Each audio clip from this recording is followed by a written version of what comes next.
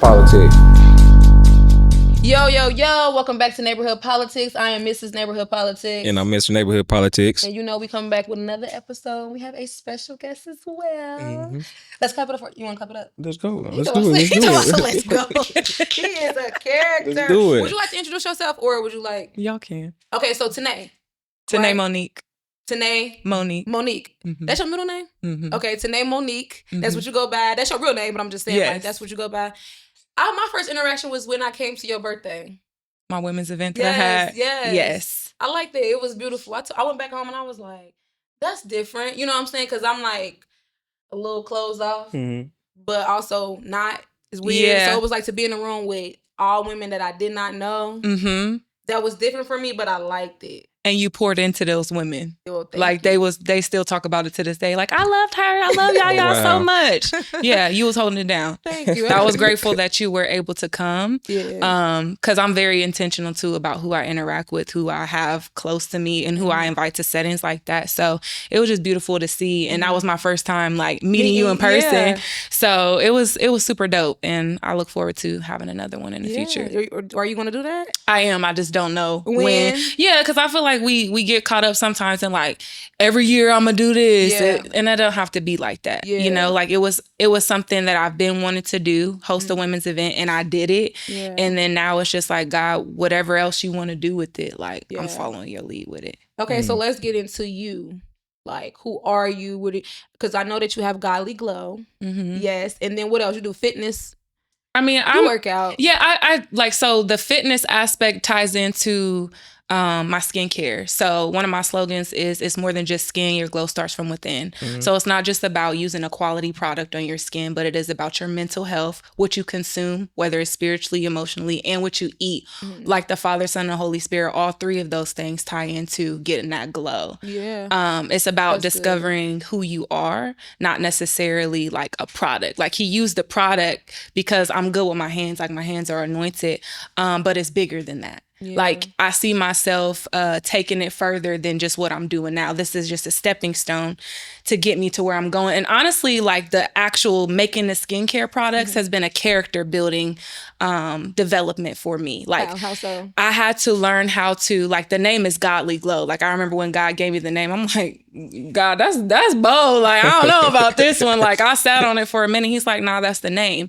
And I learned that your glow starts from within. So it's about me helping people discover their God-given identity, because when you know who you are and you know what it is that you're supposed to do, you're able to really like make the most out of this life. Mm-hmm. Like a lot of us, or a lot of people, don't know who they are. They're trying to be like this person and that person. And for me, Jesus has been the best template and example for me. So everything that I do is for him, and everything that I do is like for his glory. So that's kind of the backstory about how it got started.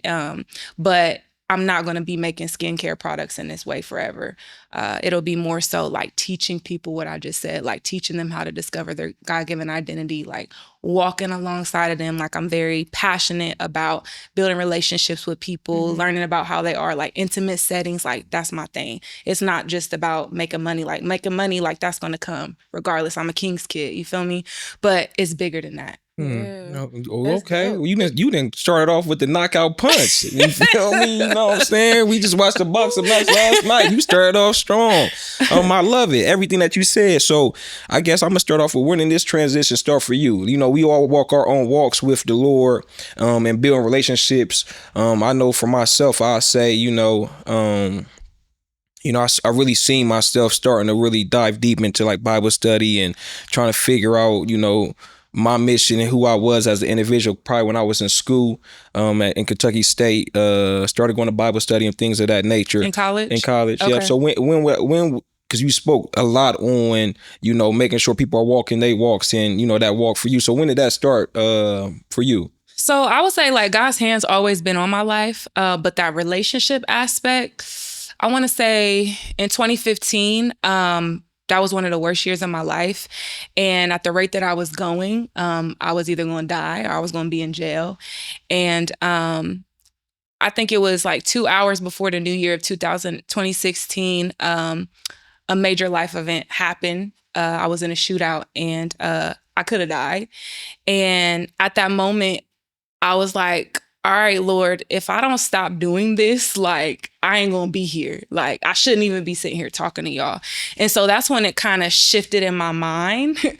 But it took some time for me to for my heart to connect with what the decision I made in my mind.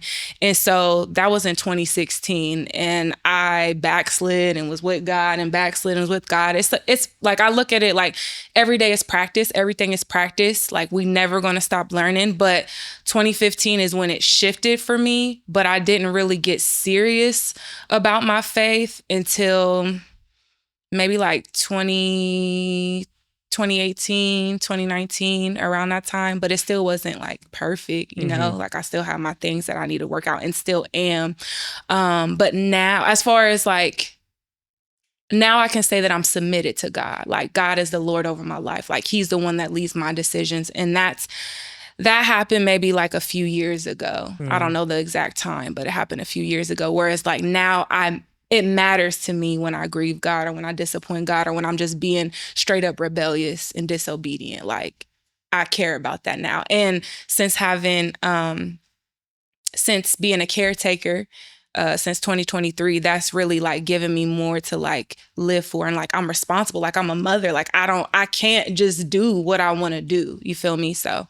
Man, that's real, because I think the responsibility of having to steward over someone, or it doesn't matter, it don't have to be just one person. I know for me, when I became a mentor, like, so it was like prior to becoming a mentor, I had a teacher at Kentucky State University that just kind of just was like talking to me like she knew the real me and got my mind prepared and ready for what it was I was about to do, which was mentoring and things like that. But then when I came up here in 2020, it was like I was just transitioning in my mind. And then in 2021, when I started actually mentoring, I was already prepared to like, you know, make that change, because I knew that other eyes were going to be on me, right? So it was like, no, you got to really be about what you say you about. Like, you got to really walk it for real. Exactly. You know, so I get that. Like you said, you're not just thinking about you. You got to think about others as well. Like, you are the decision maker now. So what you do makes or break a situation. So I can get that. I truly can. Yeah. Like every decision that we make, whether it's positive or negative, it impacts everyone. And I used to care more about other people, but God watching everything. Yeah. And so now I care, like, God, you seeing this, like, you with me in this. Like, and so I try my best not to be perfect, but to just be excellent in everything that I do. And even if my nephew or whomever, my mentees, my family members are not physically there when I'm doing something in the dark, everything that's in the dark always comes to light, and it still impacts them. And that matters to me now, where before I could care less. Like, that's my life. Like, who cares? Yeah. But that's because we selfish by nature. Yeah. But now it's like, okay, God, like, you've called me in this for a reason. And it's like, where you're taking me, like, I got to get this now, because where I'm going, it's only going to be more required of me. And it's only going to be more eyes on me. And it's only going to be more pressure. You feel me? So if I can get this out now, if I can make my mistakes now, like in private, like, I'm going to do that. Because there's a lot of people that don't have that opportunity. Like, I would have not made it if I was one of them celebrities that was 14 years old and got all this public eye on me, and I'm making I would have folded, and who knows what would happen to me. So I thank God. Would have been I think what's beautiful though, and what's touching, is within your story of you saying, like, you know, the Lord's hand has always been on you, and God's hands. And I think, you know, oftentimes in our society, we overlook that. And some people fall victim to circumstances, and then some people are able to look at the circumstances and be like, dang, I was fortunate to get out of that situation, and then see God's grace and favor in that, and then from there be able to kind of make them life altering or changing decisions. I think it's dope within your story that you was able to see that, because it's unfortunate that in sometimes people don't never really see how much opportunities and moments that you were given grace and situations and things could have went left. So I think being able to realize that, you know, hopefully can impact somebody else's story and realize like, man, you know what, I have been given many instances in which it could have went left and it didn't, you know, and I can say that same for myself, you know, and it's beautiful because I feel like when I was in school, I was having my ups and downs to where it was like, bro, what am I doing? Like, you know what I'm saying? Like, this is getting bad, you know, and then finally I had a moment of realization to where it's like, you know what, God continues to have favor over me. I need to, you know what I'm saying, go ahead and stop sitting on this fence and go ahead and just make a decision and start being conscious about whatever it is that I'm going to decide to do now from here on out. Yeah. Cause we from Columbus. Like I've had so many people that ain't here with us no more. You feel me? From their choices and their decisions or not knowing who they were or being in the wrong place at the wrong time. And it could have been me, you feel me? But instead of like, and I've been through a lot of like traumatic events, but I choose to look at it in a positive light because there's a reason why God still allowed me to go through it. And he wants to use it. Like I don't look at anything as being like, I don't play a victim, right? Because God can always turn that thing around. And all of our stories is for his glory. For sure. You know, so yeah. Yeah, for sure. I was about to say, I was actually just listening to worship music this morning, me and Yara, and the song was, you know, For My Good with Maverick City and I think Ty Galbraith. Yeah. Yes. And I don't know what, it was something about it today, this morning. You know how you just be sitting there and just start crying. Like, yes. Because it's like he said, if only I knew back then what I knew right now, I wouldn't even been mad at you. Oof. For just what you, like the stuff that you brought me through and the stuff that I experienced, like literally nothing is wasted. Nothing. That's not crazy. One thing. Because like you said, the main thing that you said was it's a choice. And I think sometimes we look at stuff like it happened to me, but it's like it happened for you. Yeah. That could be a thing too. Yeah, you know? it's both. Yeah. It's like, both if you choose to look at it like that. Perspective. Yeah. Because if you stay stuck in, oh my gosh, this happened to me, like I was molested as a kid. Like, oh my gosh, I could have played a victim my whole, you know, when I discovered that, but I didn't. It's like, okay, this happened to me, but why did this happen to me? And it also gave me answers as to why I made certain decisions in my life, you know? And so I look at it like, okay, God, the enemy sent this for evil, but you meant it for good. You gonna use it for good. And that's how I choose to look at it. Yeah. I think that's a coping thing too, as far as getting through life. Just looking at things from the right perspective. That's what I was telling you about with Joseph. Yeah, for sure. You know, Joseph in the Bible, everything bad that could happen happened to him. We ain't about to talk. She been talking about Joseph for the last 10 days. Yeah, I done heard the same, and I love it. I done heard the same story the last 10 days, and then was 11. But it's all good.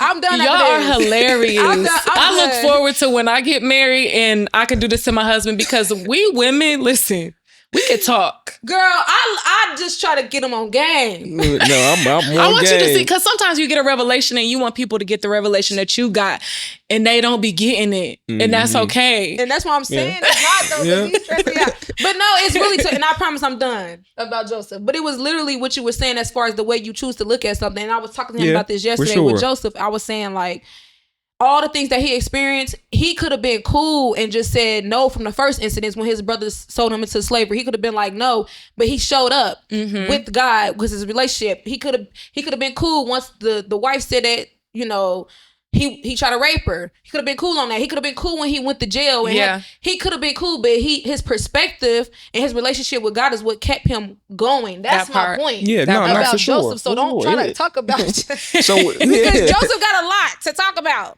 So where did you know, I think we already knee deep in it, man. So for someone who had, because it takes faith and it takes resiliency, it takes strength. So if you know, what could you share with somebody else to where it's like, you know what, I'm going through hard times and I have got punched 5 times and I'm not ready to get punched 6, you know, but the punch is going to come. Yeah. What could you share with somebody to be like, you know what, how can you embrace that and move forward? It's not about how you start, but how you finish. It's not about how many times you fall down, but how many times you get back up again. Like failing is only when you stop trying. So as long as you keep getting up, you might only have, the only thing you could do one day is get up and brush your teeth. that's enough. You showed up. Like the beginning of this year was really, really rough for me. I had a very traumatic event that happened last year, December, that just sent me, and I was in a depressive state. Like I wasn't eating for days. I wasn't bathing. I wasn't like, it was just, I've never experienced that before. And I felt like I failed. Like I felt like I can't do this, but I showed up by, maybe I didn't take care of myself, but I still fed my baby every day, or I still bathed him every day, you know, or I brushed my teeth, or I took a shower, you know, like once I finally did, you know. So that's what I would say is like, you know, take it one day at a time. Because I think when we try to look at the big picture, when we're in a space like that, it can be intimidating. But if you just take it one day at a time, one breath at a time, one moment at a time, and know that like God is holding your hand through it all, and it's not you, like it's him. That's what I would say. And I would pray, my prayer for that person would be for God to give them eyes to see and ears to hear, and to come to them like a child, because that's something that's recently shifted for me, to make me kind of like flow with life. Because it's stuff every single day. Let's just be honest, you know, trying to knock me, but one thing that I know is that I can't do this in my own strength, you know? So that's what I would say to them. And it makes me think about, you know, a situation that we was talking about probably, you know, here recently, and, you know, an individual to where it was like, you know, taking the smallest of things and just giving thanks. So it's like yesterday may have been hard. It may have rightfully so been the hardest day of our life. But did I wake up the next day and just say, thank you, Jesus, for giving me opportunity, or let me make it through that day so I can now start fresh and maybe have a better day today. You know what I'm saying? So to your point on as far as just taking things one step at a time, brick by brick, I tell my players, my boys, are to come in here, get 1% better. You know, that's all you can ask for. So just waking up and saying, thank you, Jesus. But if you wake up and you already on that same funk as you was yesterday, and then you already are closing yourself off and not giving yourself an opportunity to accept God's glory or his grace or his favor that he might have for you in this very same day, you might overlook it. You might overlook that blessing that you may, you know what I'm saying? You might just overlook it.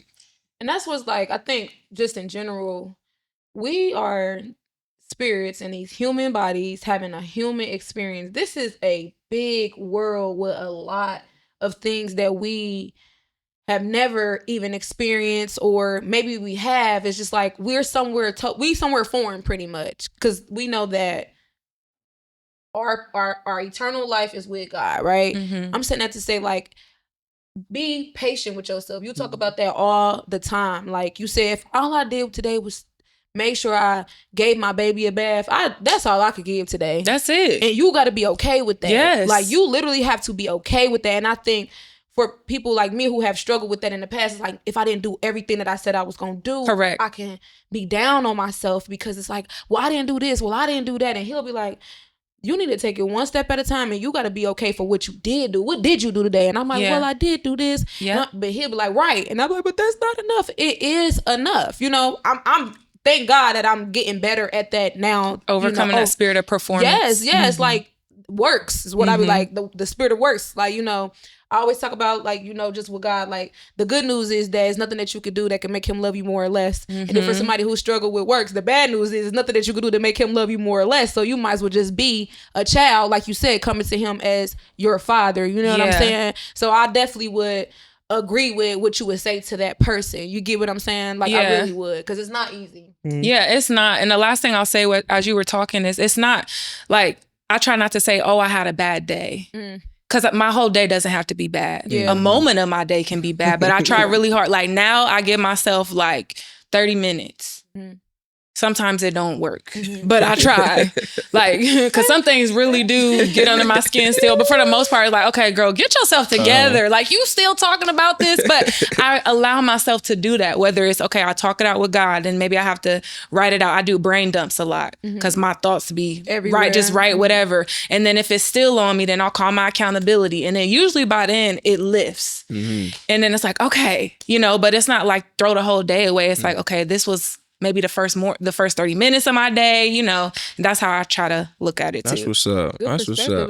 That's good good right there. Good teachings. Like, no, seriously, because I think, like, just what's going on in today's world, we got a lot of negative thinking, and the enemy just being able to just have his way with some people because of the choices or just the access or even just the certain mindsets that they have. And it's not that many people that you can hear that's like, no, with the positivity, like the positive mindset that you can be like, no, this is what you can do to combat whatever it is that you may be feeling. Taking stuff one day at a time. Thanking God just for waking you up today and, you know, getting you started on a new day. Having a positive mindset. You know what I'm saying? Because it's so hard. It's so hard for a negative person. It's like, imagine talking to a negative person and it's nothing that you can say. It is. And a lot of it is like, I always used to, growing up, it was like blame the enemy for everything. But it's like, no, the inner me. Because this is me talking to me. Like the enemy don't really have to do much if my mind is already trained to think a certain way. So one of the things that has shifted for me lately is taking my thoughts captive. And when I take my thoughts captive, it's not just letting go of the lie, it's replacing it with the truth. Not an affirmation, the truth that's in the word of God, because that's the only thing that sticks. And so it's crazy because I've been trying to get this for some time, but like now, like I'm actually getting it in real time and able to apply it. And it's been a game changer for me. It's beautiful. Like the moment that the lie tries to creep in, I catch it and I'm like, okay, God. And I go to God and he give me, Holy Spirit usually in real time will give me a scripture to combat that until it's like in my spirit. And that's why it's so important to, the word says, meditate on my word day and night. Like I used to be like, that's stupid. Like, why I gotta do all this? Like it used to be boring to me, but now it's like, nah, I need this. Like I need this to live. I need this to be able to get through each day. Okay. So, no, I'm listening. But, so you just, you know, recently returned to Columbus, you know, what was that transition like to be back home, you know, mentally, emotionally, spiritually, you know, if you know, what was that like? It was very challenging. This was a place that I never wanted to come back to. Not ever was I coming back here. When I left Columbus, I was running away from here. A lot of trauma, a lot of hurt, a lot of just so many things. And when I left here, I thought that, I think I was 18 when I left. Yeah. I thought that you could just move to a new place and all your problems will go away. Man, that stuff hit me like a ton of bricks when I got to Atlanta. Like I moved in 2014. The first 5 years was like horrible. I was suppressing, I was drinking, I was smoking, I was doing drugs, I was having sex. I was doing all of the things to numb myself, to not feel until I couldn't run no more. In 2018 is when God is like, all right, it's time he sent me people to help heal me. So that's just the backstory on that. So I always said that the only reason I would come back here was to get my family. Wow. Funny enough. Wow. God sent me it was never in a way that I thought. You feel me? I never thought that it would be like this. But God did. And so it's so beautiful that he used my nephew to get me back here because I was never coming back here. Like when he told me, so do y'all want me to get into this now? I don't know if you guys okay. So we flow, girl. So I think I came to Ohio like October 2023 for something totally different, some family events. And some things were going on with my nephew who was 2 at the time, or 1 at the time. And his parents couldn't keep him and he didn't really have nowhere to go. And I was not in no position to take no child. I'm a single woman. I couldn't really take care of myself. I was just now about to get my stuff together. And I just went to my resources and I asked them, like, you know, what would the process look like for me to get him temporarily? You know, and they told me, and I went downtown to get the information, and I went to court on a Monday, and on a Wednesday, he was in my care, which that never happens. It usually is a process for you to see the judge. And we were back on a plane to go back to Atlanta that Friday, that same week. And prior to me getting him, I was already about to transition the next year out of where I was staying. I was with a roommate. We were transitioning. So I was preparing for that. And so when I get back to our home with this baby, it's like, this is not just my home. This is our home. And so I had 3 months. God gave me 3 months to prepare myself, to get myself together to come back here. So I had from November, December, January. Yep.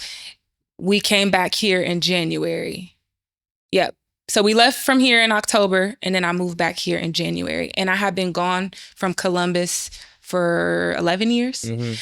And Atlanta had become my home. You know, so everything that I knew was there. So I was like a foreigner. Like it felt like it just had came off the boat to America coming here. Like everything was different. Like I didn't really talk to nobody here. And I still had prior to me coming here, I had a chip on my shoulder with Columbus just from like the hurt and the trauma. And he had me deal with that before I came back here. And I cried like a baby. Like it was literally like God was dragging me here. I did not want to come here. And then when I got here, I'm like, okay, well, when I get here, like, okay, this is my promised land. Like, God, you said this, like everything about to be up. It was not.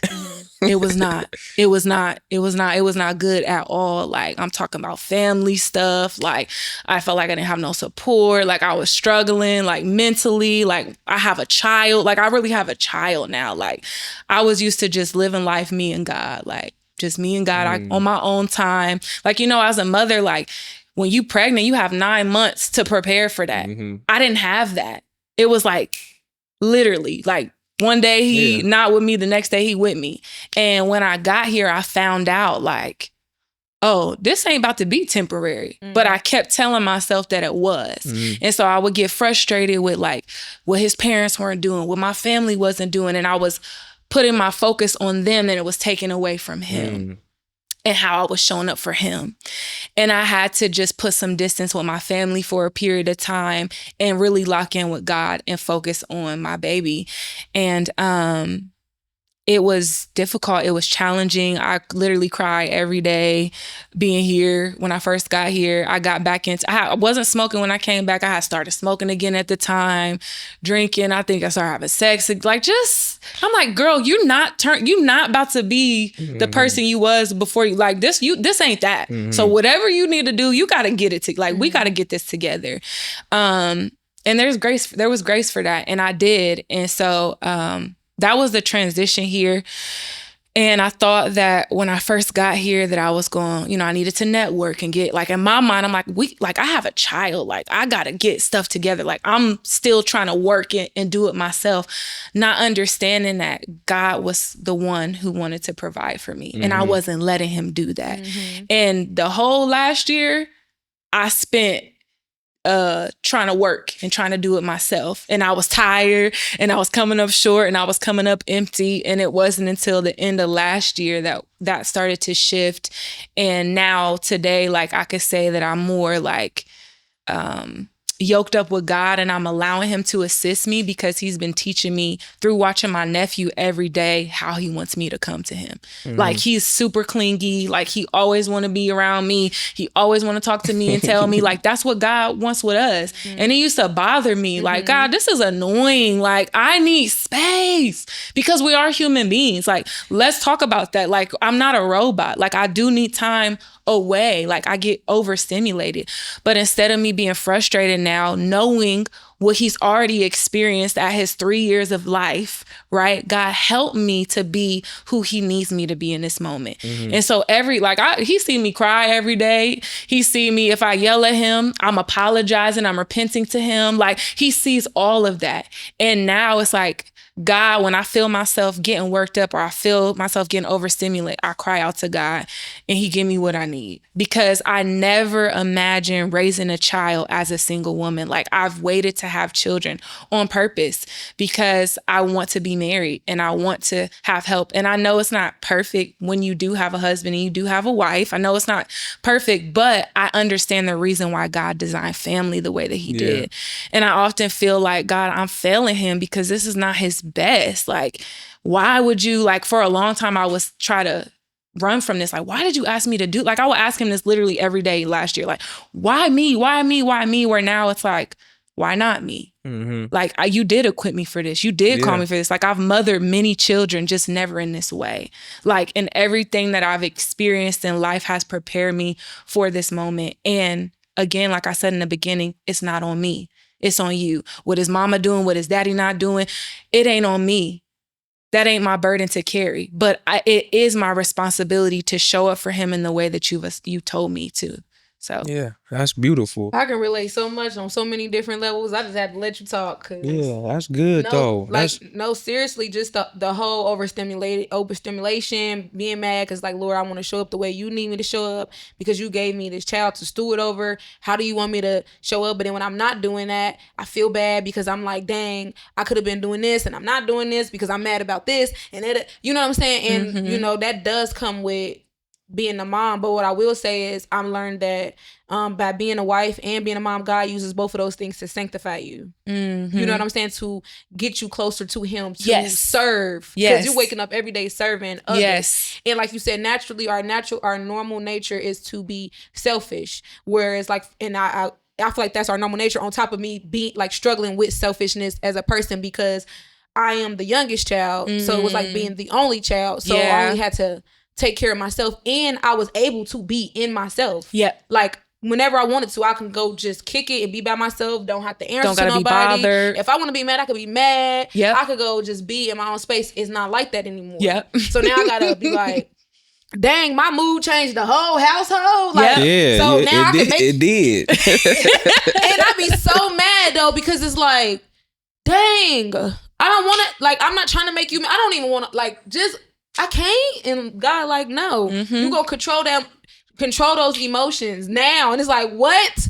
I gotta control. No, you know. I don't want to. But now, because I know that that's like what happened for me to do, meaning like control my emotions and stuff. I try to do. I'm way better than what I used to be. Yeah. Like my emotions used to be off the chain. Like if I was shut down, I shut down. Now I'm like, Lord, you know I'm mad now. Okay. Yeah. And I'm trying to get it together. So all those things that you said is just like true. Yes, as a mom, we got 9 months to prepare. But even when that baby get here, it's still a whole, like you just said, it feels like, we talk about that previously on this episode. Like when you have your child and then you go to the hospital, you're at the hospital, they don't teach you how to be a parent. So you go home and you're right in it. Like, nobody's teaching you anything. The parenting classes, any of that ain't gonna amount to the real life experience. You know what I'm saying? But to go to what you were saying as far as your baby, like God knew exactly who needed to be the steward over him. So you know what I'm saying? So it was like only you could do this. Yeah. You know what I'm saying? Yeah. And the grace is even for his mom, like where she lacked, he still picked it up. You know what I'm saying? Because that situation could have went either way. You know what I'm saying? I'm saying that to say he could have not had you, and then what? Yeah. You know what I'm saying? So God's grace was still showing up. And it's like you said, if you call me to it, then you're going to get me through it. Correct. I can't do this on my own. You know what I'm saying? This is your son. That's why I say all the time, I tell God, like, when I feel myself getting inside, like looking at me, it's like, wait a second, pause. This is your child, right? So you know what's best for him, God. You asked me to do this, so you got to, like, that's how I talk to God. Like, you sent me back to Columbus, so like you got to pay these bills. You the one, like, you got to keep these lights on. You need to make sure we have what we need. God, you know that he needs a male in his life, so God, come on, send my husband. Like, this is how I talk to God because it's like that. And I didn't share this when y'all asked me about getting back here. Like, people ask me, like, well, how did you prepare to get him? Like, it was not, I didn't think twice about me taking him because I've seen my dad do it. I seen my mom do it. My dad took in my aunt's kids when I was 14 years old. My aunt passed away. She had 4 children. Took them all in. So it wasn't an option for me. I have a child. I mean, I have a brother who's in the system. It wasn't an option for me to think about, oh, nah, we gonna just let it. Like, I can't. It's like, God, I know I don't have nothing to give, but what we doing with this child? Figure it out, yeah. We gonna figure it out. And that's what we've been doing. Like, we have, me and God. Like, I do say I'm a single mom, but I'm not, because God is with me. That's how I choose to look at it. Like, in the natural eye, yeah, I'm not married yet, whatever. But he is with me and he's helping me parent him. And one day it ain't gonna be like this. You know what I mean? And so in the meantime, God just gives me what I need for this time being. And that's what I always tell myself, like, it's not gonna be like this always. Like, literally, like, complete 180 from today, this time last year, complete 180, nothing but God. Nothing but God. Because I'm like, God, because you think You think that when God calls you to do something that you're just going to be so happy to do it, happy-go-lucky. And a lot of people, I don't hear a lot of people talk about the cost of when you say yes to God because it's very costly. Because a lot of the things that God has really asked me to do, baby, I didn't want to do it and still don't want to do it. But I still do. I do it because I'm at a place where he has me.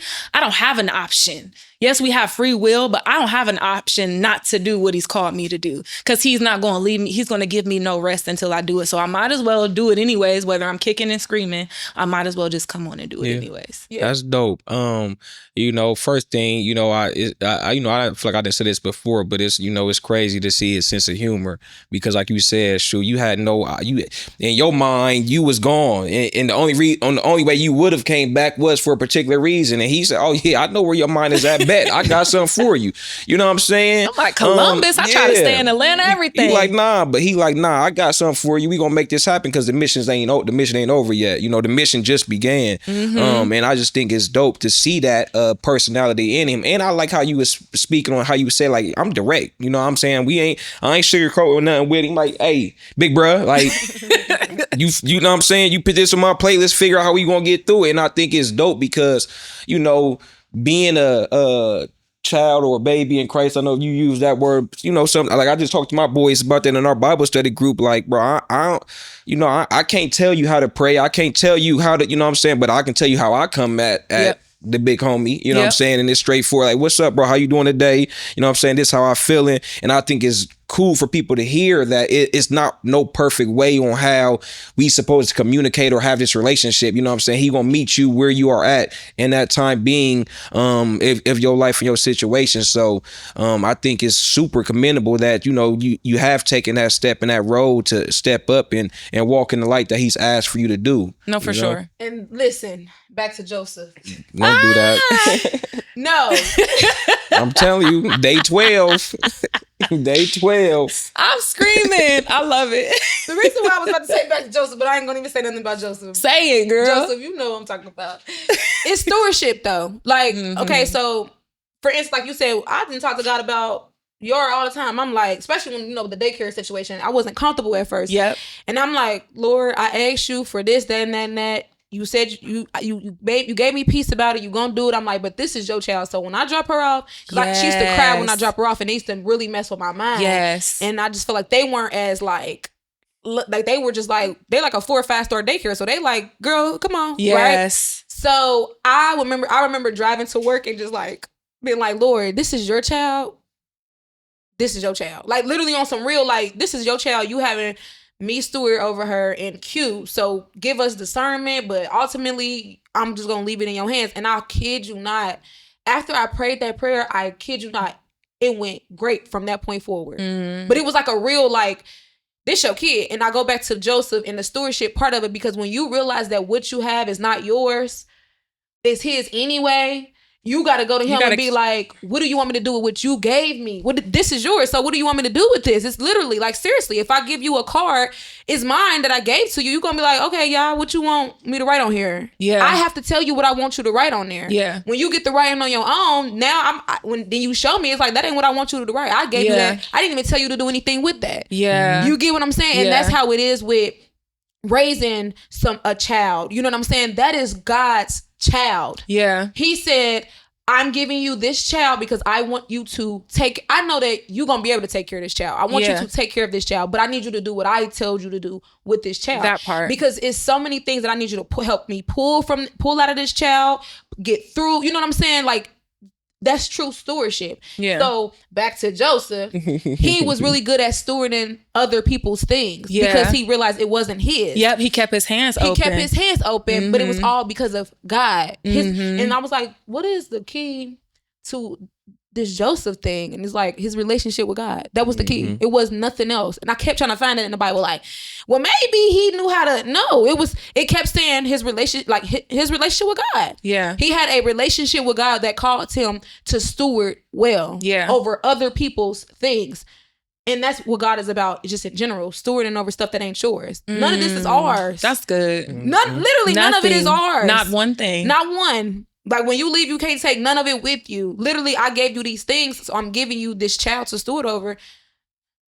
come to me and I'm gonna show you exactly what to do. Yeah, because at any moment too, like I said, like I'm in it now, like it is more of a long-term thing. But even in the beginning, you know, I had moments where it's like, I don't want to do this. And, you know, or it's like, well, I don't want him to go. And it's like, my second mom, she told me like, Tanee, you have to keep your hands open because he's not yours. At any moment, things, you can see how quickly you got him. At a blink of an eye, things can change. So you have to be willing to keep your hands open. Yeah, he letting you borrow. That's it. That's it. And not only that, I was thinking this too. With you getting him, that helped your walk. Listen, if it was not for him, I'm not saying that you would have been, because God can use and do anything. But I would have been. What did I just say? God uses children in marriage to help sanctify you, and it's even preparing me for marriage for sure. In ways I'm like, huh? Like just the constant connection. Like I'm not I'm the most friendly, unfriendly person I know. Like I love people, but I love my time. I love being away from people. I really do. And I don't get that, you know, but it's like, it's beautiful because he saved me. Like I needed him just as much as he needed me. Like I made a post last night just thinking about it. Like even in my moments of me being frustrated, I might have just yelled at him, fussed at him, whooped him. And then God have me immediately repent and apologize to him. And he comforted me. He bringing me tissues. I'm crying. He like literally, and I could feel God's presence. And I just break down. Like, what in the world? Sorry. Yeah, like how? God. And so it's like, okay, God, it's just, I'm more aware. Like, it's just so many things that I never knew God could do in this. To me, I'm just looking, like our finite minds are so small. Like I'm thinking it's just one thing. He like, nah, I'm gonna do all of this and then some, because I don't even know how I am managing everything that's on my plate. Like the old Tanee would never. It's God. Nothing but God. Like you said. If your nephew could describe you in 3 words, what do you think he'd say, and what do you hope he learns from you from watching you navigate life? I hope that he learns about Jesus through watching me. That's what I hope he learns the most out of. If he don't know nothing else, I pray that he gets to know Jesus for himself. Words to describe me: consistent. What is the word? It's not stern, but like no nonsense. I don't play. Auntie don't play. And but loving and fun. Yeah. That's what's I up. would say. I like that, because we have a lot of fun together. Like, and it's so funny. Like, he really act just like me. It's so hilarious. That's dope. That's touching to me. You know, that again, like I said, that you didn't took that role and you being who you are, and it's just crazy because, like you said, you know, God seen fit in you to play that role, you know, and he knew the person that you could be for him, and the care that he would get from you, and the calling that's on your nephew's life, you know what I'm saying? And in order to get this out of, you know, potentially your nephew, I know I need to put him in this situation, and put him in in your care, in your hands, to make sure that's nurtured and that seed is planted, you know, because the favor is already there, you know what I'm saying? It's just about now continue to water that seed that's been planted on his life. Yeah, because he didn't have no consistency, and it is no, like, it's nothing against his parents. It ain't no malice. Like, the Lord has really helped me so much with my heart, forgiveness, resentment. Like, still, it's an ongoing thing when it comes to them, because there's some things I just don't understand.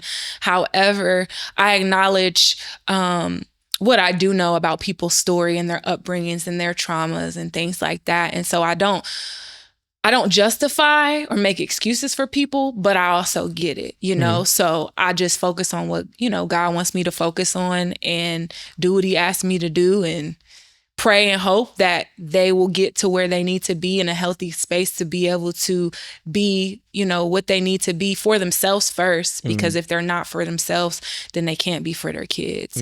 And I know that God gonna do what he do with that. But, you know, that's the thing. Like, if you focus on the person and the problem, it would literally shift you from the purpose. And it has, you know?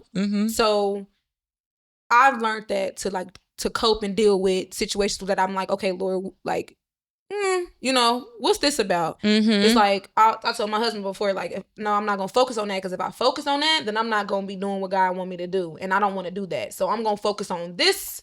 Yes. Because if I don't focus on this, I am going to focus on the problem. Yeah. You know what I'm saying? And then that's going to defeat the whole purpose of whatever it is that God wants me to do, because I'm too busy focusing on what the issue is. Yeah. Or the person. Yeah. I can't do nothing about that. Like, I can't control it. You know what? I'm even learning that. You know what I'm saying? Like, when I had those moments with God, I'm like, you know, I remember just crying not too long ago, just talking to God, and I was like, that's your daughter. Mm-hmm. The person I was talking about, like, that is your daughter.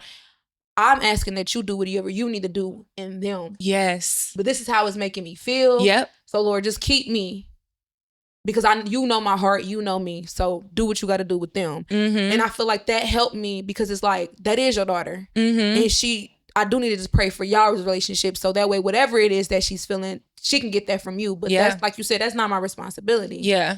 And that's what I think that's what it's about, not walking around with other people's burdens. And I had to get to a place of, like, when I first got here, just a lot of, like, gossip and just things was coming to me to distract me.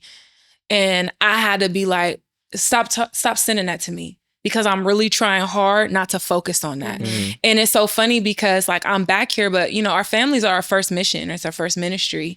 And so I think it's so God that, like, he will use, you know, my sister to, like, she even has brought me closer to God through what I've had to choose to keep going to him about, and to this day. And there's some people, oh, you shouldn't do it like this, you shouldn't do it like that. But it's like, nah, I have to I have to guard my heart, guard my spirit, protect my mind, protect my mental health. And so if loving you from a distance is what it looks like right now, then cool. But what you don't know is me and that baby pray for you every single night. I don't care what you say about me, how you feel about me. That's fine, because we know the truth. And also, God still has me covering you, right? But at first I was praying, my prayers started to become, like, manipulative, because she didn't want what I was praying. And so God had released me from praying, because it was turning to witchcraft, right? So because manipulation, all manipulation is a form of witchcraft. But you cannot pray for something that's like somebody don't want it, right? But what my prayer is now is, God, give her eyes to see and ears to hear. Bless her, keep her. That's it. And if you give me something else, cool. But I cannot want something for somebody that they don't want for themselves. Yeah. And it sucks, because sometimes people don't get to the potential that we see them. You know, I see people the way that God sees them, but sometimes they never reach that. Yeah, and that's okay. Yeah, for sure. Girl, don't start hating. Nah, but it's, you know, to your point, you know, because we gotta keep questions flowing. But no, this is what it's about. Yeah, it's but a podcast. No, for sure. You know, but to your point on what you were saying, I was talking to one of my mentees about this. You know, when you start taking journeys and walking your walk, and, you know, walking in, you know, what they say, walk by sight, not by walk by faith, not by faith, not by sight. I'm sorry. You start kind of seeing relationships change, friendships change. Like you said, you was in Columbus, then you went off to Atlanta. You know, I was in Columbus, I went off to school, and then you start seeing the dynamics of friendships and relationships change when you know maybe that you were trying to do other things. How has it been, like, balancing that for you? It's been it's challenging, because I've been in a lot of different, like, I've been very zealous, like, if you don't do what I'm doing, like, very religious type of thing, but I'm not like that no more now. I've had to be okay with, like, grieving it. Like, that's the first thing. Like, I got to grieve, like, God, this hurts me that this person is not in my life anymore. Or I thought this relationship was going to be, like, forever, and the dynamic has shifted. Like, and sometimes the people that you started with are not with you anymore. Like, I don't have many people that knew me then that still are here now. And that was a hard pill to swallow, and still is sometimes. And then there's other relationships that he's taken away for a period of time, where now he's allowing us to build them again. I had one of my best friends, I'm going to go see her today. Like, we was best friends in high school, and it hurt me when I went to Atlanta and our relationship changed, and I felt left out, and I felt all of these things where it's like, for a period of time, for me, I had to get strong enough in my faith to be able to be around certain people who may still be doing things that I don't do anymore, be in certain environments, and me not fold. Because the word says to be in this world, but not of it. And I would always conform to it because I'm trying to fit in. Whereas now it's like, okay, God, what do you want me to do? I'm trying to not look at it as how it's going to affect me, where now I look at it like, God, how do you want me to be a light? And what does that look like? And sometimes he still don't want me dealing with certain people. But it's like, I feel like with Christians, sometimes like it's this, either you're with us or you're against us. And it's like, that's not the example that Jesus set. Like, he wasn't doing things, but he was always around people who were sinners. Right. You know, like he made it his duty to do that because people need to know and see that the same God that loves me loves you too. Sure. He loves you just the way that you are. And just because you say yes to him, it takes time for him to change you. Like you saying yes to him or you wanting to follow him doesn't mean that you have to be perfect or change everything about you. That happens over time. Yeah, for sure. And there's some things that he may tell you to stop doing that he don't tell you to stop doing, and vice versa. And that's okay. You know? Yeah, it's crazy. We talked about that. I remember we talked about that on the way to Cincinnati one time about the timing in which he may take away certain things from your life and whatever the case may be. But it's just, I take it back to coaching for me because it's so, some of the things that you said, it's so funny that things that we want to kind of work hard towards or that we're okay being patient for, we'll be that. But then things that we aren't, we won't. So in terms of coaching, being a basketball player, understanding and knowing like it might take 15 years for you to consistently go to the gym every single day to become a better basketball player. You know what I'm saying? But for something like, growing a relationship with Jesus, we might put forth a month, or we might put forth 2 weeks and expect the results that we put forth towards becoming a better basketball player for 15 years, not knowing that we ain't even put forth half the effort that we did towards something else that we really wanted to do at that point in time. Yeah. So it's about just being disciplined and understanding, like it takes time. And I say that because you said like, when you made the day analogy of saying just because you said yes to him today don't mean things is just going to change immediately. And it's just about being okay with being grounded and knowing like it takes time to grow and be and it's good with being patient with yourself in that process. Don't look over here because I'm still stuck on and doing like something I always tell people, like, and like I said, I have not always been like this. Like I still can be judgmental and not understand things, like, but I have to always like, God, check me real quick. Cause I'm not the judge.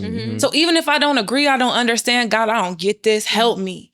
Because you have to follow the convictions that he gives you, and everybody does not. I don't care what nobody say from my experience. You have to follow the convictions that God gives you. And it's not the same convictions that everybody has. It's not. I was going to say, like, I remember one time my sister was up here and she was just experiencing a lot. So I wanted her to go to church with me. So I'm like, we going to church, and at first she kind of said like she she'd be cool with it. She was going to think about it. And then I think the day before, I'm like, yeah, you going to go to church tomorrow? And she was like, no, like, and I got mad. And I remember just being like, I don't know what I said to her, but I just remember just being like, see, that's your problem. You don't ever want to da-da-da-da-da-da-da, right? And then I went upstairs, and I kid you not, as soon as I went upstairs, God was like, go down there and apologize to her. And I'm like, what? I just felt it on my spirit. I felt so convicted. And he was like, I'm not a forceful God. Yes. So don't do that. Go down there and apologize to her. And because that's not my character. That's not me. Like, God is about who want him. Yeah. You know what I'm saying? That's the truth. He's a gentleman. Yes, that's the truth of the matter. You need to go say sorry. I went downstairs and I was like, and it was like pride too. Because it's like, I realized that my heart was in the right place, but because she rejected what I wanted for her, which we were talking about prior, wanting something for somebody else and praying those things for them. But it's like, I still came off the way that God that's not God's character. Tactless. He's not a forceful God. Yeah. So I had to go downstairs and apologize to her and said, I'm sorry if I made you feel like I'm being judgmental or I'm trying to force you, because that's not God and that's not right. Yeah. And she was like, you good, sis. But it was so emotional for me because it's like, I was meaning well, but when we had our words, okay, I was in the flesh. But he literally told me as soon as I got upstairs, like, I don't know, I just felt it in my spirit, like, go back down there and apologize. And I just apologized to God too, because I was sorry, because it's like, as your daughter, I didn't even just show a good example of you. Like, and this is a person who is hurting, and who needs you. Yeah. But by what I just did, that made her feel like you judgmental, you this, you that. If she said no, she said no. So you want somebody in God's presence that don't even want to be there, that's not him. That's not the type of person he is. Yeah. That's not his character. So it was like, dang, I had to repent right in that moment. Like, but what's still important, what's still important in that moment is to continue being who you are. You know what I'm saying? To show the love. That's what's important. Okay, you ain't go to church today? Okay, cool. Sis, I love you. I'll see you after church. I'll make sure to come home and still walk in that light. So you can see so you can see God's love and his mercy on this whole situation anyway. You know what I'm saying? It's even the apologizing and all that. Like, she needs to see that, you know, because a lot of people aren't willing to do that. You know, I didn't used to be willing to do that. I don't need to do that, pride, you know, but it's like, but at what cost? Because a lot of people don't want nothing to do with God, not because of God himself, but how people have treated them. Sure. Yeah. I've experienced that, and then I've been the one to do it to people, you know? I'm never going to sit here and say I'm perfect, because I'm far from that. But I just try my best to just be excellent. And when I get it wrong, like I said earlier, everything is practice. And that has really helped me, because it allows me to be more gentle with myself. Because we going to mess up. And God uses our mistakes, like, he uses it for good, you know? To teach us and whatever else. I think for those moments, for me, just like knowing that God loved me so much that he would even correct me. Yes. Because he could have allowed me just to not say anything. Because he corrects those he loves. You know what I'm saying? So I think that's what brought me to tears. Because it's like, wow, I couldn't deny. Now, I could have, but for when you got a relationship with God, that conviction be something so crazy, it stops everything that you're doing. You better not even keep trying to, you can't even walk. You can't even think straight, nothing. Nothing. You know what I'm saying? But I think in that moment for me, what blessed me too was just like, dang, you love me so much that you wouldn't even allow me to just move. Like, keep going. Yeah. So I'm going to honor to go apologize to her. You know what I'm saying? Because that ain't you. So then that is wrong. You know what I'm saying? So yeah, that relationship with God thing don't play. For real. No, for sure. And back to what I was saying. We ain't talking about Joseph. It's not Joseph. You know, so you talked about godly glow and what kind of inspired that earlier on. What was one moment in your journey of, you know, working towards godly glow and that walk that challenged your faith, and what was that like, and how did you overcome it? Or has it been a moment to where it was like, man, you know what? Is this what I should be doing? This is hard. It's been a lot of challenging moments. Entrepreneurship in itself is a beast. But I think knowing that I have a great product and not making the profit that I think that I should make has been a big challenge for me, because I was focused on what other people were doing or what it looks like for other people. And I'm like, okay, well, God, this is your business. Like, hello, like, where the money at? Like, hello, where the resources at? Hello, where all the things out? So I won't even say profit. It was feeling like I didn't have what I needed to fully execute the vision that he gave me. But I talked about earlier is this has been a character development thing. And God wants us to maximize everything that we have right now. What do you have? Okay, you don't have a laptop, but you got an iPhone. Okay, you don't have a team, but you can watch some videos on how to edit and how to create content. It may not be what you want to do, but it ain't going to be like this for a long time. Okay, you don't have you may not never ran a business before, but God allowed me, when I first started Godly Glow, legitly, he had me put it down to steward someone else's business, a skincare business called The Oil Bar in Atlanta. And I was a manager there. And I treated that business like it was my own. And I was able to learn all of the things about business, what it looks like to have a warehouse, what it looks like to ship, what it looks like to have employees, interviews, like have a store, like all of the things. And for me to really see like if this is something I wanted to do. And I was able to do that for free. And so now it's like anytime I think about what I don't have, it's like, okay, but I do have this. Like, and if I needed all these things that I think I need right now, I would have it. Because it's nothing for God to do anything. You feel me? So, okay, maybe you don't need that laptop just yet. Because you still ain't stewarded, You feel me? Maybe you don't need that team yet because you still ain't maximized, blah, blah, blah, blah. You feel me? And it does get hard sometimes. And it's like, well, dang, when's it going to be my turn? God, like, what the heck? But now it's like, and I teach people this too, like, you know, do all that you can with what you have. Yeah. Because all that you have is all that you need. Yeah. You know, and if you don't have something right now, could it be that maybe you don't need it right now? Maybe, just maybe, or maybe it ain't time yet. Maybe there's some things he want to work out first before he gives you. And so that's what I would say to that. That's good, man. Do all with what you have.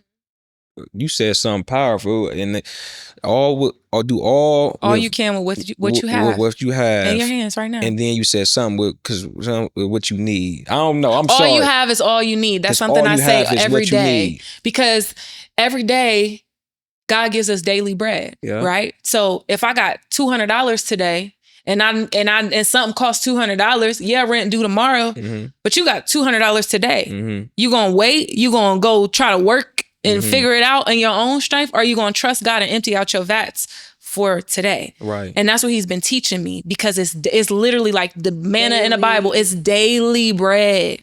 Wow. That's your faith, right? Because if I'm sitting here like, and that's not to say be irresponsible with your money and stuff like that, but it's like, bruh, I'm hungry. You don't want to spend your last $20, you going to go hungry? Yeah. Because you want to save it for tomorrow. What if tomorrow never comes? That's what I was about to say, and that's what God has been like. What if we so arrogant? Tomorrow ain't promised. Yes, we so arrogant and so like, I got time. I got time. Like procrastination, that we really be thinking that tomorrow we can really, like, I'm not gonna lie, that right there has been wrecking me, and I've been trying to think about it, but not think about it, but think about it, because you got to think about it. But that's the real thing. It's challenging though. Yeah. Like, it's like every day I'm like, okay, it's me having to get back in the passenger seat, because I'm always trying to take the lead. Like, I'm always trying to do it, figure it out myself. And God is like, girl, that's why you tired. That's why you feel like you don't have enough. Like, let me assist you. Like, and what I'm learning is something that I'm not believing about God. In those moments, you know, like, okay, make it make sense, Tanee. If you saw somebody on the side of the road that needed something and that was your last $20, you would give it to them. You would go get them some food, but you won't go get yourself something to eat. That don't even make sense. It's just a fear. It's a fear that's connected to whatever it is. It may be like, you know, fear of going without, or fear poverty. Just all those. That's a real thing. That is a real thing. Me and him fight that all the time, because he'd be like, girl, I don't know what you got going on. I'd be like, I'm just trying to make sure. Like, no, like you said, you either gonna trust me or you not. That in the spirit.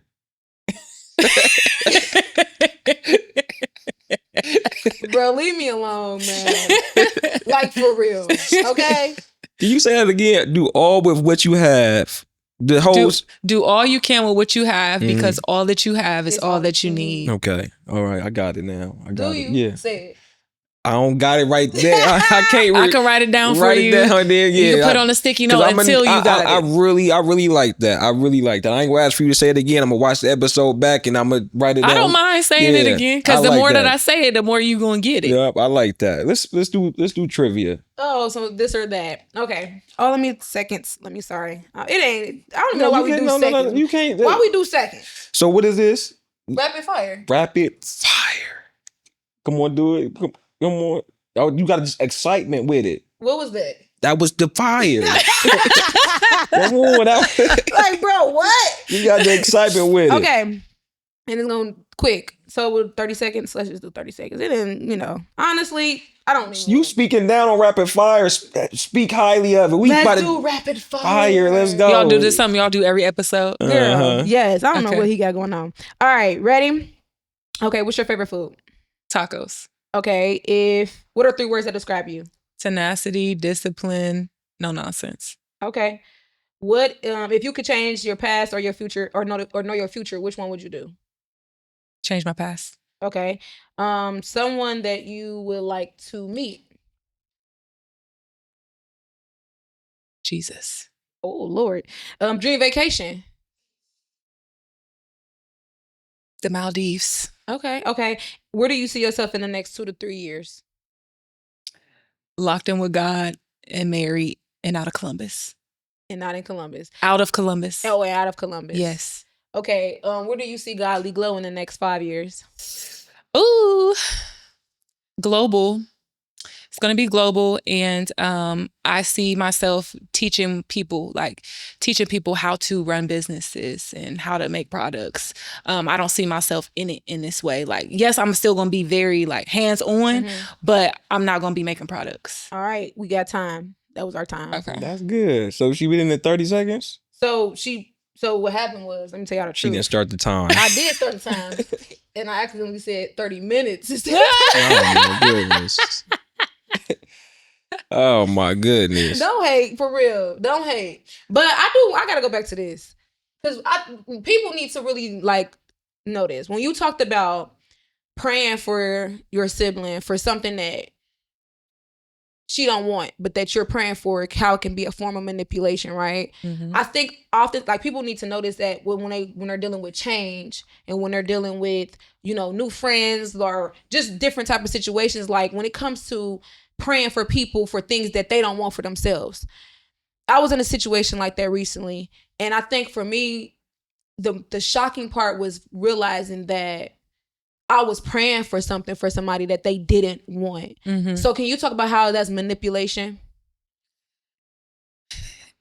It's manipulation because it's like you're forcing someone to want to do something or see something the way that you see it. Okay.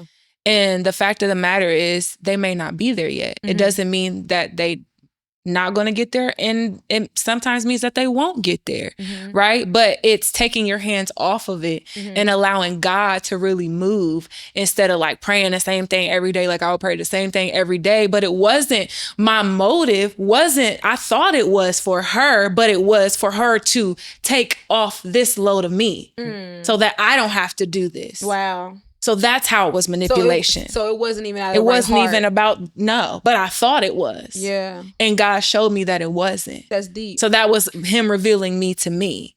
That's deep. Because I think oftentimes, even just in the Bible, like God talks about, you know, Jesus talk about a person's heart posture. You would not see God without the right heart posture. Yeah. If you do not have the right heart posture, you will not see God. I have to repeat that again. Because I think oftentimes, like you said, we think we're praying for, we think we're praying with the right heart. And God is like, you're not though. Yeah. You're praying for your selfishness. You're praying for whatever it is that you want to happen. You're not praying for the betterment of the situation or this person. Yeah. And he don't move like that. Yeah. And sometimes it's not even like I want people to know this too. Like, sometimes he doesn't reveal certain things until we're ready to see it either, you know, because at the time he didn't show that to me right away. It was through like accountability in my community that like kind of we had conversation and I'm just like, okay, I really had to go and really like be honest with myself. Because in order to be free, like you have to be honest. So I had to be honest and be like, well, dang, like, okay, well, how would I feel if somebody was doing this for me, you know? Because at the end of the day, like I know what God's done for me. And because of the things that he's transformed, like the areas he's transformed me in and grown me in, like I know it's possible for anybody. And I really believe that, right? Yeah. But I get so excited about that. And I get my feelings hurt sometimes when it's like, but everybody ain't there and everybody don't want that. And it grieves me because I can see, like I literally see the world through God's lens. And I see people not as who they are, but as who God has called them to be. Yes. And like I said, sometimes some people, you never get to that point, right? But it's like, okay, God, even if what I see that what they're doing and I know that what they're doing, or at least I think I know that what they're doing is going to lead them over here, let me reel it back in because I'm sure there's been many instances when people saw me on my path and thought that I wasn't going to make it to where I am today and look at me now. So you can do the same for them. And for her now, it's like, okay, God, like I've taken my hands off of it. But what I do know is if she does decide to fully like lock in with him fully, you will be available. I'm going to be available and it's going to change so many people's lives, that testimony. You feel me? So that's what it is now. Like it's, God, I want her to focus on getting her right. I don't want her to be, she don't need to be focused on trying to hurry up and get him. Like she need to do some self-work. Y'all got to do some self-work so that she can be healthy to even carry what you've given her for a long period of time. Because people can do it for a short period of time, but the longevity of it, like you got to really be grounded in that thing. And that comes with having a relationship relationship with him, like a solid relationship with him. Yeah, that's good. That's really good. I had to touch on that. Yeah, for sure. Yeah, I really did. I had to touch on that. I'm not gonna lie. Yeah. You know, we running around moving behind today, but I really, you know, I don't have them in physical form. We typically do. I'm still gonna get everything to you. Yeah, no, still definitely gonna give everything to you. But I want to give you your flowers, you know, again, you're gonna get them in the physical. We gonna make sure you get everything to you, but you know, I still want to give you your flowers, you know, to hear, you know, this story, to be sitting here with you, to see your motivation, your passion, your determination, the resiliency, your fight, is a beautiful thing, you know. And I know for certain that you're gonna change some lives, you know, and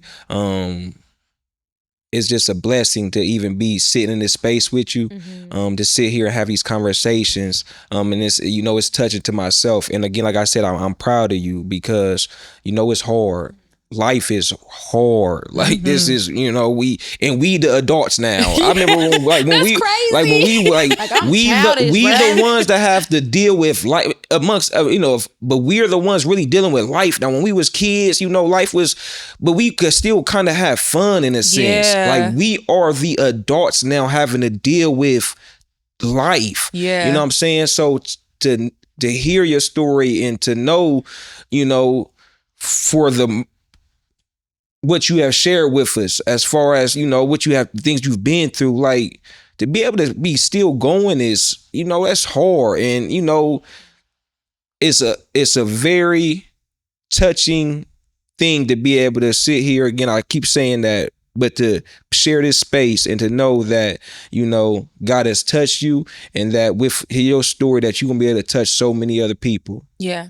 And I think it's a beautiful thing to see your relationship with God, you know what I'm saying, being what it is, because, like, that's not easy either. With a world full of distractions, you know what I'm saying? Like you said, people trying to find out who they are and not allowing circumstances and situations define them, or feeling like I have to be a certain type of ways. Like he showed you with the purposes, with what we have you doing, and you're taking it on, whether you like it or not. You rolling with him, and I can see that you growing at a deeper level. with just trusting him and relying on him. So I think it's dope to me just to see you, and just to know I got a sister in Christ. Like I don't, you know you, but it's like to know like that I have a sister in Christ that I can like, hey girl, you know, because God is the common.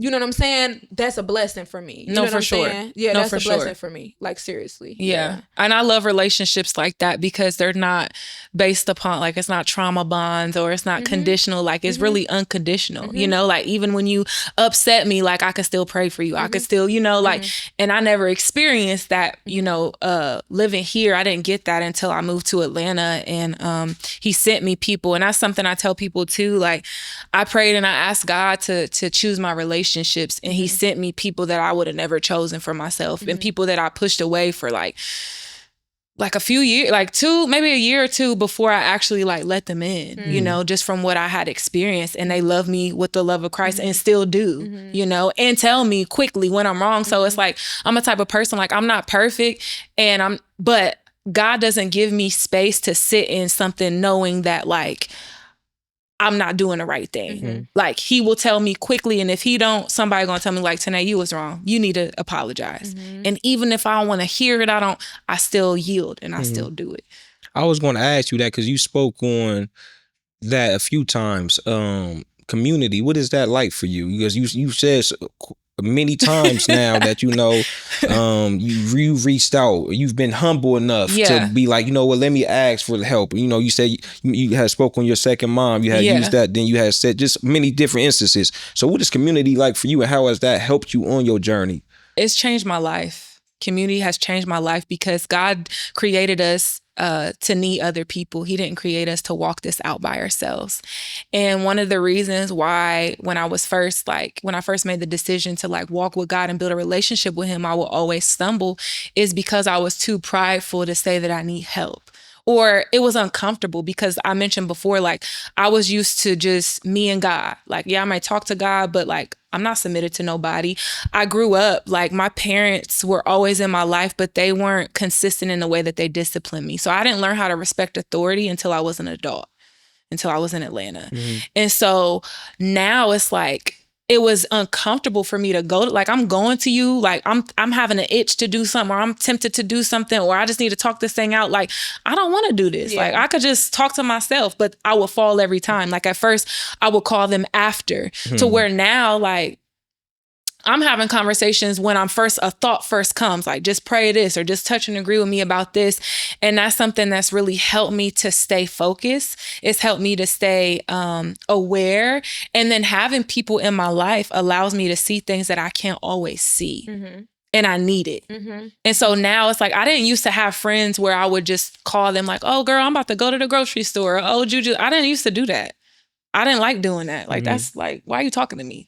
But now it's like, I do that. And it's so funny because it's like, I remember a few years ago where I would never do that. And now it's like, I love doing that. And it's also helped deepen my relationship with God because I'll be talking to him all day long, to myself out loud. Now I'm not responding back. I don't do that. But I do talk to God all the time. Like, and it's helped me. That's what's so up. It's, to me, like if I could tell anybody anything about community, like we need community. I know we live in a society in a day and age, like you don't need nobody, da da da da. Like that's all cool and dandy, but who gonna catch you when you fall? Yeah. You know, if something happened to you, who your emergency contact? You feel me? Like we need people, and you need the right people.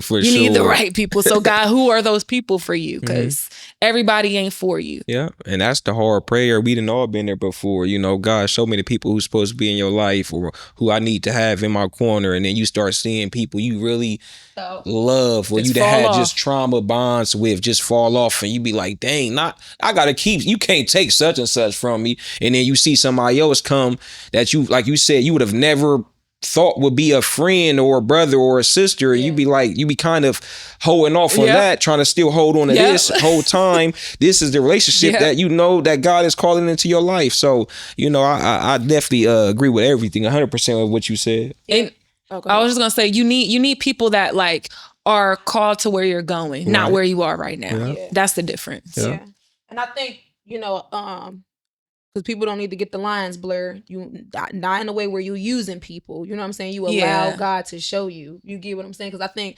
a lot of people are like, if it don't serve me, or if they don't serve me, or if then I don't want to. Because some people that's in your life, they're not supposed to serve you. You supposed to serve. You're supposed to serve. You're supposed to be serving them. So for a season. Yeah. But that's my point, though. A lot of the relationships now are based off of what you can do for me, and that's not true. That's not true. That's not genuine relationship. And that's not what God said. Or telling you to do. What can you do for me? Oh, you can't do that for me. You no longer serve me no purpose. That might not be the case. You need to ask God, why? What is this? What is the point of this relationship? What do you need me to do? Or what's going on? Is this something like that's how intentional you got to be? You know what I'm saying? You know, like you say that prayer, Lord, remove anybody out of my life that ain't supposed to be there. Then He start removing people, and you, like you said, I call it painting over somebody when they show you their true colors and you're trying to paint over them. It's like, no, let God show you like this. And because it don't have to be that way. Instead, if you don't listen, it will go the opposite way. Meaning you'll be getting into it with somebody. You know what I'm saying? You ain't listen to God. You get what I'm saying? You didn't listen to the way He told you to even depart from this person. Yeah. Or if this person should or should not be in your life. Maybe God revealed to you this person not supposed to be in your life and you didn't listen to him, so you was being disobedient. Now y'all get into it when y'all depart, when it was supposed to just be peaceful. Yeah. Like, you know, so you just got to be mindful when it comes to stuff like that, with community. Like, God will have you around who He wants you around. You just got to ask Him. Yeah. And be okay with what He tell you. You know? Because sometimes the people that you think that you're supposed to help, they not going to receive it from you. And that's something big too that I learned with my sister. Like, it ain't coming from you. And that's okay. You got to be okay with it. She's still going to get it. I don't know when, how, what, but you have to trust me because that's my daughter. You feel me? And that's just what I'm standing. That's just what I'm at. For sure. You got to trust that the seed is being planted.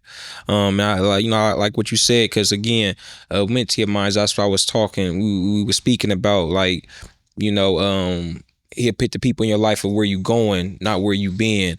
And it's hard because sometimes you don't know where you going. You know what I'm saying? That's the challenging part. It's like, I don't know. I don't know where I'm going, but I know where I've been. And even if this was a traumatic, even if all this was trauma, at least I know about this trauma. You know what I'm saying? At least I know these number streets and how to get from here to here to here to here to here. Even though it's a bad environment, it's comfort. I know how to get. I know this alleyway to get through it. You know what I'm saying? That up there, even though it might sound peaches and cream, I don't know nothing about that. You know what I'm saying? So just being okay, you know, with knowing that, you know, again, like you said, or like you had mentioned, and I had said, you know, God, He got a way of having things already playing chess before we even know He playing. Yeah. That's what I love about him. Because before, what is it, Jeremiah 29:11? Before we were in our mother's womb, he knew us. He started from the end to the beginning.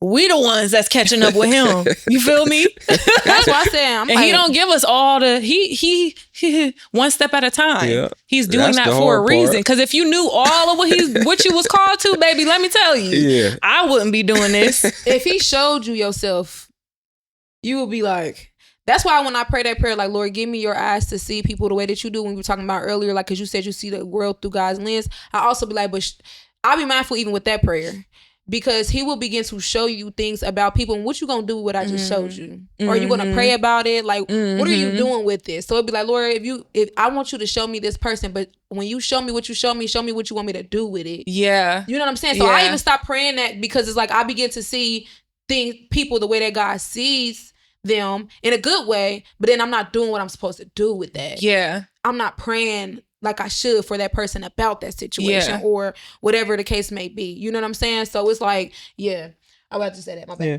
And if you could talk to the younger you, and just give that younger you some words of encouragement, what would you say?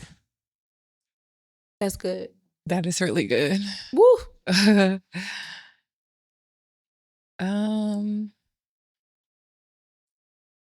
You are loved. You are needed. You are necessary. God chose you and He set you apart. You are a leader, not a follower. And God is not going to leave you and He's not going to forsake you. And you don't have to be perfect. Just do your best. And there's nothing that you could ever do, more or less of, that can make God love you any less. That's what I would say to her. That's what's up, man. I want to give y'all stuff too while we're on the episode. Okay. Oh, okay. So I have, I love gifts. Like when I started this business, I didn't want to make money. I wanted to just give all my stuff away, but God said no. So I just recently came out with a new scrub formula and a new body butter formula. So these are glow sets. It's a 4-ounce body scrub and a 4-ounce body butter, and this is in vanilla, and it comes with exfoliating gloves and like a little spoon. And I got both of you one. Q, I don't know if the gloves gonna fit your hands, but your wife can get you together with that. So you have the vanilla one. You're welcome. And then yours is a So Fresh So Clean, which is our men's scent. So fresh and so clean. Yeah. Thank you. You're welcome. We normally the gift givers, so this blessed me. Yes. But I feel like, well, we just have to meet back up with you though. Yeah, for sure. And I just want to say, like, thank y'all for what y'all are doing in the space that y'all are holding for people and the impact that y'all are making. Like, you know, a lot of times we don't see, we in it, so we don't see ourselves. But what you guys are doing, what you guys are building, like, it's so beautiful. And it's just an honor to be sitting here. Like, I remember when I first saw that y'all was having a podcast, and I saw like a bunch of men. I'm like, well, I would love to like have a conversation with them, but I don't fit. You know, and God provided an opportunity. So I'm just very grateful. And I always want to let people know, like I support them and I believe in them. Like, I may not talk to y'all all the time or know you just like that. And I don't even know you no more like that. You feel me? So it's like, but I'm just big on like support is free, you know? So when I see something in people, like any way that I can support them or encourage them, like Thank you for supporting us for real. Welcome. No, like dead serious. Thank you for supporting us because it seemed like you've been one of them, like the main ones. Like like I'm saying, like watch it. Yeah, like a person that we know for from a the fact. beginning. Yeah, from the That's beginning. really been like with I'm us. serious. Yeah. So thank you for supporting us. Yeah, because it's like when we do things, it's like the people that you think would support you, like they don't, and it's like people don't understand. Like it's not easy to do this, you know. So even if it's one person that it touches or one, like I'm gonna let you, like I see y'all. You feel me? Like I love what you're doing. Like. Cause like I don't know, God just wired me like this. Yeah. Like, but that's a beautiful thing because some people think that when you support somebody or give them a compliment or pour into them, that it's dim in their light, and that's like a misconception. You know what I'm saying? That the enemy try to do with people. That's where pride come in, and it's like that's why it's good if you have any kind of business to do what you're supposed to just do. Yeah, because and you can't look for other people applause or validation. Because people see you. Yes. Even if they don't tell you they see you. They see you. And then you got to be doing it for the right reasons because you can't be doing it whether if people see you or if they don't see you. You got to do it because you enjoy what you do. You believe in it. And that's what God told you to do. You know what I'm saying? So I think a lot of people suffer from that. Like just... they don't want to seem, or especially whatever. In Columbus. Yeah, hello. Because I was not like I've always been like this, but people used to like talk about me for being like this. Like, why you supporting her? She don't like you. She's sleeping with your man. Like, I don't care. Like, that don't got nothing to do with me. Like, God created us to love people and worship Him. Yeah. That's literally it. Like, it's free, and it ain't taking nothing away from me. But I started to change myself because nobody accepted me. It wasn't until I went to Atlanta that I could just be myself and people accept me fully for who I am, not what I can do for them. Yes. It's like that when you go away. He said the same thing for when he went to college, same thing when I went to college. Because in Cincinnati, them girls are mean. Yeah. And I've learned that way. Like when I first met him, he'll tell you, I was like... Yeah. But it wasn't until I went away that I was able to see that I can do and be myself. You get what I'm saying? So I just say all that to say, like, thank you for supporting us. But for anybody else out there, like, who want to support somebody or struggle with that, is not dimming your light, like, at all. Like you said, it's free. It's plenty for all of us. It's plenty for all of us. What God has for you is for you. Yep. What God has for me is for me. Yes. And that's it. Like, and you just have to, until you get to that place, like, you have to just ask God to continuously help you. Because it makes you ugly when you're not like that. It does, like, in me. But seriously, it do. And you don't receive anything like that. Yeah. When you just holding it for yourself, like. For sure. Thank you so much. We appreciate you, and I don't think I've ever said this before but I want to do this again with you. I think I want to have We should have our neighborhood discipleship. Yeah. Y'all doing something with? So like we do our normal episodes, and then we do one called Neighborhood Discipleship, where we talk about the Bible. Oh, okay. But in hood terms, like where people can understand it. And I like that because the Message version, my favorite version. Y'all read the Message version? Yeah, but I have to go with the NLT. Okay. I read both, but the Message. I go. Yeah, the Message get straight to it. Yeah. It's gonna tell you. Let's do that then. And and it's funny because you said that was just us. So for you, I'm just saying this to say, like, you really, trust in and believe in your message. That's dope. That's dope, because she ain't just letting anybody come on that one with us. And that's good. Yeah. Because you're not supposed to be. And I love that about her. She said that when she came to my event, like because I asked you to invite her because I didn't have no contact with you yet outside of social media. And I remember her telling me, like, I don't just come to everything for everybody. And I'm like, I like that because that's how I am. Like, it gets on people's nerves. And I'm like, well, I got to ask the Lord first. Like, nah, it's like that. Yeah. I can't just be in any space. And I'm like that with everything, with my business, like where I give my money to. Like, I'm very, very intentional because it's like, it's a covenant. It's an exchange. Yeah, it's an agreement. I'm saying exactly. I'm saying yes to whatever, and I'm cool. And that he be like, he liked the way I am, but he also be like, baby, you gotta chill. I do have to, like, the Lord is helping me to find, like, I don't really know how to meet him in the middle. I don't know what's going on. Because everything I'll be like kind of. Because you be like, girl, I'm saying I don't know what's going on because I want to say the same thing, but I'll be like, I don't know, Lord. I'll stay in the house. He'd be like, no. He'd be like, no. So I'll be struggling. Yeah, but even with that, it's dope. And then we'll wrap it up. But like for you extending that invitation for her to come to your thing, Yeah. and like, you know, because it is like pulling nails in tooth, where like, well, I might feel uncomfortable, but she came back home and was like, nah, baby, that was dope, like that was powerful, you know what I'm saying? So it was like stepping out of that comfort zone, and y'all connecting, and you going to her event, and being able to realize like, nah, community aspect of it, the walk we walking, I'm walking it, you walking it.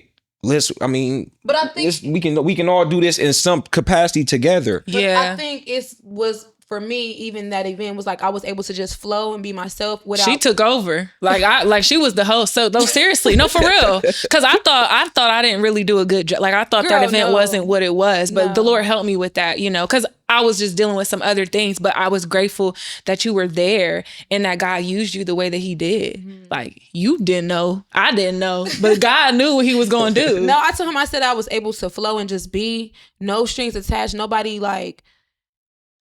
So I battle with pride, but the pride of like not want to really show up because I don't want people to really see.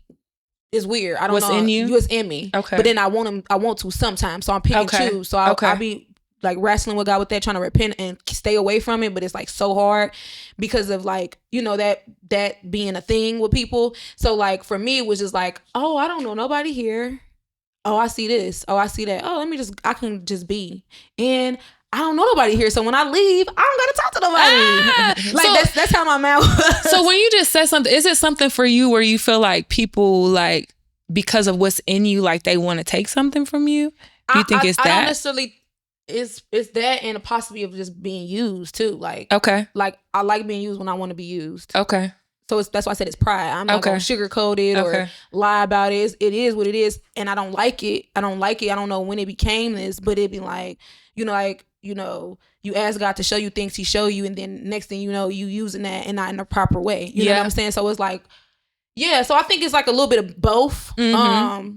But I've been doing better at just trying to show up. So it's like when He tell you to, because I can relate. Because when I don't want to be bothered, like the other day last week I had a pop up. The next day I wanted to go support somebody and buy some stuff, but I was like, God, I don't want to see nobody. I don't want nobody talking to me. I literally went to her booth and went back and got in the car. Yep.